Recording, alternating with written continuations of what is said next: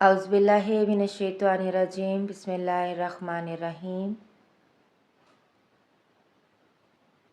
حضرت عطیہ رضی اللہ تعالیٰ عنہا سے روایت ہے کہ ہمیں حکم ہوا کہ ہم عیدین کے دن حائضہ اور پردہ نشین عورتوں کو بھی باہر لے جائیں تاکہ وہ مسلمانوں کے اجتماع اور ان کی دعاؤں میں شریک ہو سکیں۔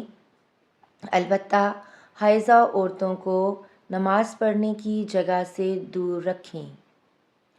ایک عورت نے کہا، یا رسول اللہ صلی اللہ علیہ وآلہ وسلم، ہم میں بعض عورتیں ایسی بھی ہیں جن کے پاس پردہ کرنے کے لیے چادر نہیں ہوتی۔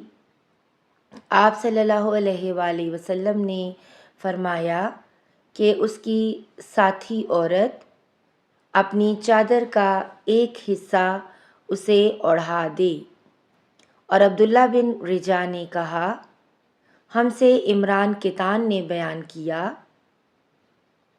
کہا ہم سے محمد بن سیرین نے کہا ہم سے عطیہ نے، میں نے حضرت صلی اللہ علیہ وآلہ وسلم سے سنا اور یہی حدیث بیان کی۔